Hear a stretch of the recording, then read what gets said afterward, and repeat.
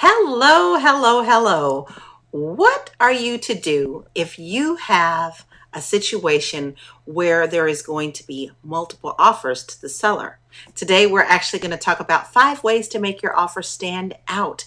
My name is Lori Key. I am the Realty Goddess of Los Angeles, California, and I help to establish the community one house at a time. So, let's talk about markets. There is a buyer's market and there is a seller's market. And the truth of the matter is, it could be both, even within your own city, depending on the area that you're buying in.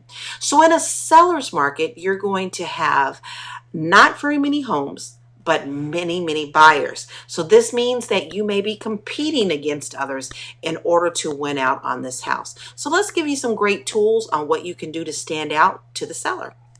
Number one, you need a solid pre-approval letter. Do not put in an offer with a pre-qualification letter. It is not worth the paper that it is written on. You want to make sure that it's solid. The seller sees that you are prepared and ready to close on time, and there won't be any bumps. There won't be as many bumps.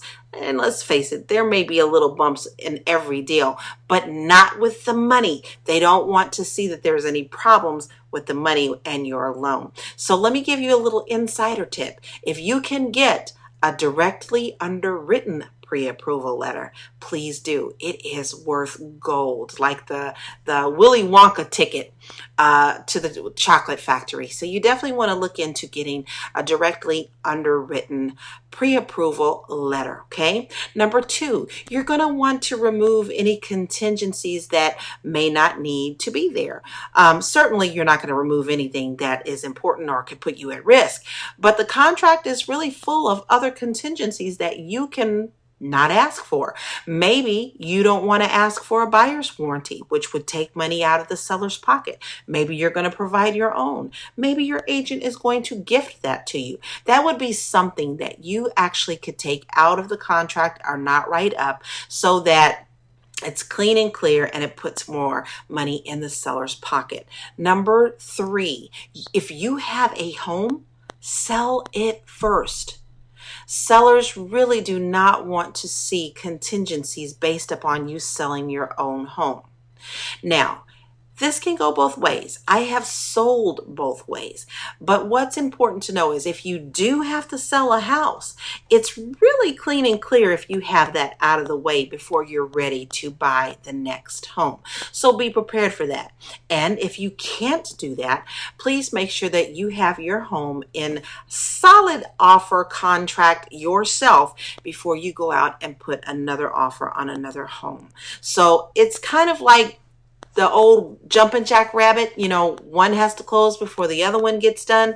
You want to make it as smooth as possible for that seller. Number four, you are going to want to accommodate on your escrow period. So, hey, Terry, good to see you, love.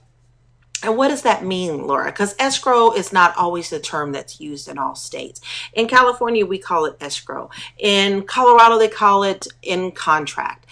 So when you're in contract, you want to make sure that your escrow period is short or accommodating to the seller.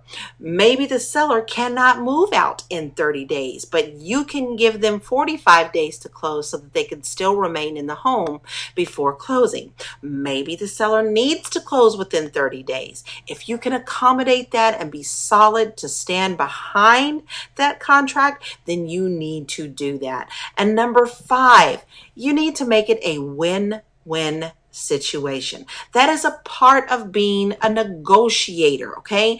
They're a part of being a home sale. So don't go in to your offer seeming like you're going to be unreasonable or demanding.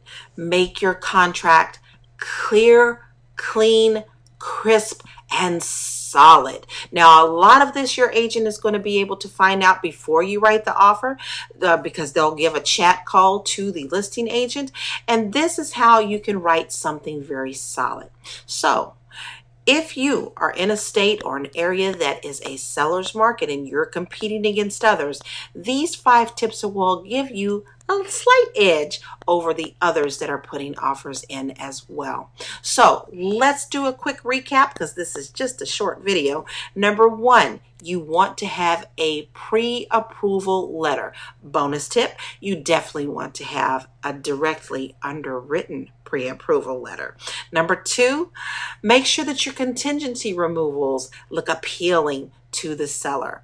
Number three, if you have a home that you need to sell first before you need to buy another home, do that to make it more clean and crisp and clear for the home that you are going to buy. And number four, you want to look at your escrow timing. So make that accommodating to the seller. If they need just a little bit of a longer term to stay at the house, make that adjustable. If they want to stick with 30 days, do that. But make sure that everything is lined up in the proper place. And five, you want to make it a win-win situation, because if someone feels like they're losing out, they're going to be bitter, and it may not be as smooth of a ride as you would like it to be.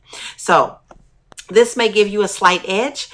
So please make sure that you take note of this and you sit down and talk to your agents so that they can help you write the most solid offer that you possibly can. My name is Laura Key. I am the Realty Goddess of Los Angeles, California. I help to establish the community one house at a time. I wish you nothing but love, light, and blessings. Why not go out on a limb? Isn't that where the fruit is? Bye. Sugar.